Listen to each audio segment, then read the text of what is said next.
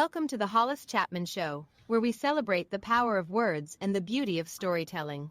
Join us on this journey as we delve into the minds of successful authors and small business owners who have mastered the art of crafting captivating narratives that inspire, educate, and entertain. Prepare to be inspired as we explore the boundless possibilities that come from sharing stories and experiences that shape our lives and ignite our passions. Through heartfelt conversations and insightful discussions, we uncover the wisdom and creativity that fuel these incredible individuals in their pursuit of greatness.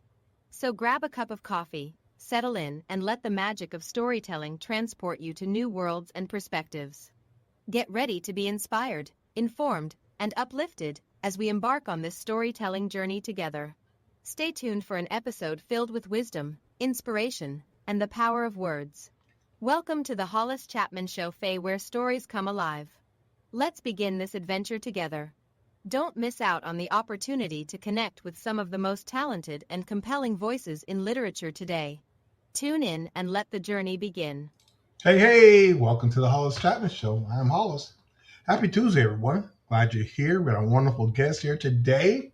Our special guest is an award-winning author from New England, best known for her book series, and I'll let her tell you the name of the series. So it's very exciting for that. She has won multiple awards, and that's very cool.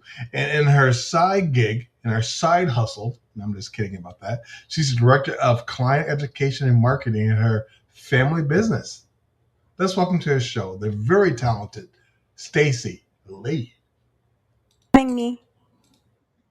Hello, Stacy. Thank you for joining us. We appreciate you.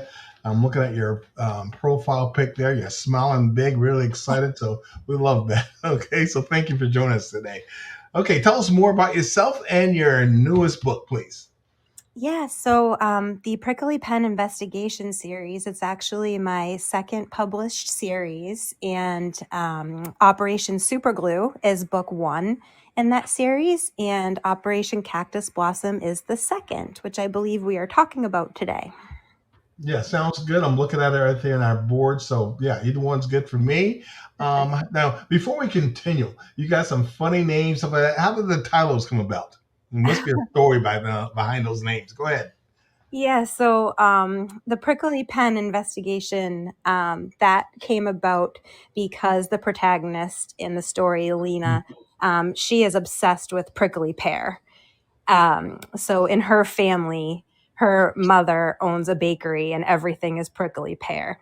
So when she joins forces with her ex-husband as a private investigator, she wants to take that with her in the name. She gets a little sassy about it. So they agree on Prickly Pen. And then Good. Operation Superglue, Lena goes undercover as a high school senior, and her ex-husband is undercover as the art teacher. That's where we get the Superglue reference. Outstanding. I see Prickly Pen is set in Arizona. I'm in Tempe, Arizona. So how did you pick Arizona? Yeah, no, that's a great question.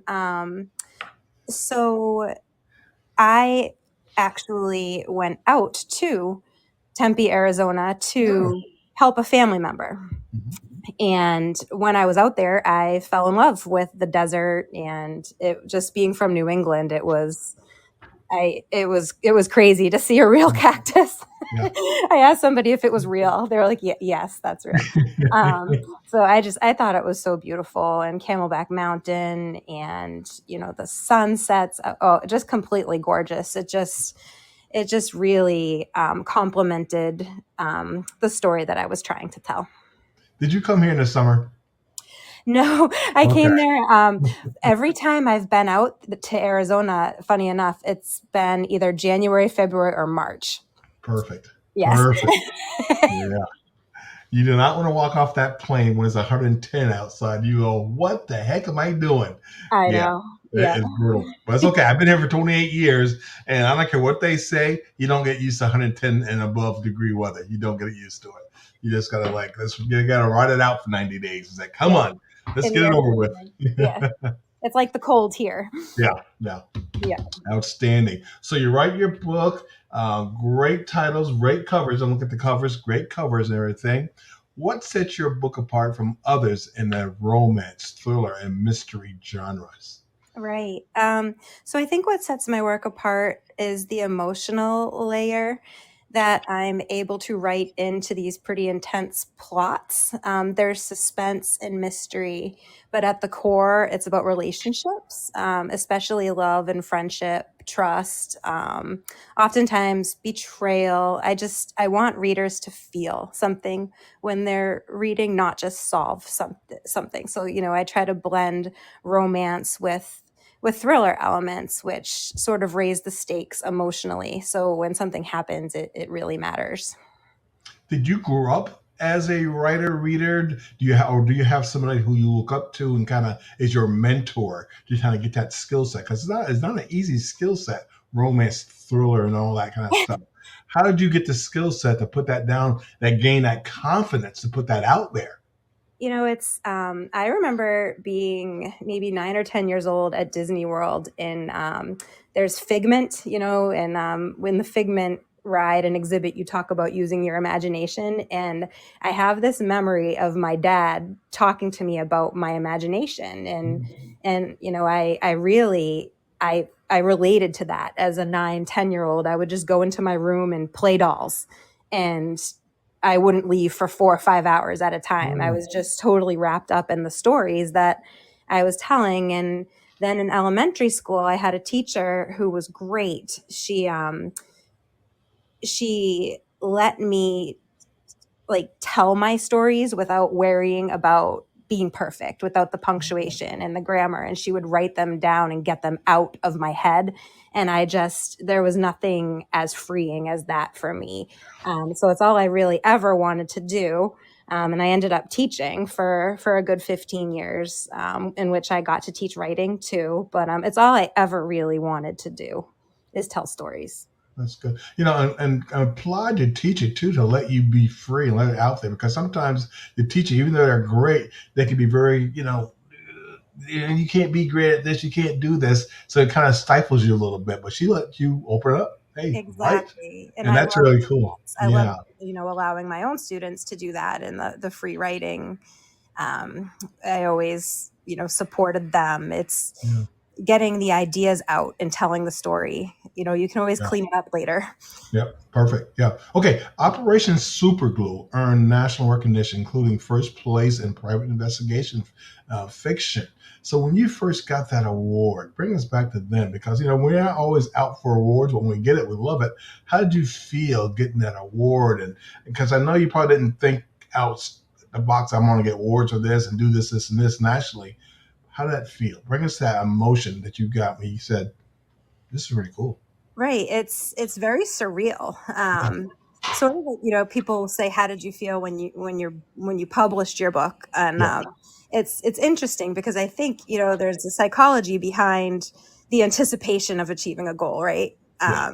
Like the chemicals in your brain and the dopamine and everything, just thinking about achieving a goal is sort of when you're the most excited. And then when it happens, it's kind of like, okay, now what? But it's surreal. It felt really cool, really validating. Writing can be very solitary. So having, your work recognized on that level, it means a lot. And of course, as you're writing, I write for myself. I write to tell the story. And as long as I stay true to the story, I'm not so concerned anymore about what people think of it. I'm glad that they enjoy it, but I don't write to get positive reviews. I write to stay true to the story. So when I did get the award, especially that Book Fest award and seeing it in Times Square, it was validating. It was like, okay, somebody else enjoyed this and they see it too. Beautiful.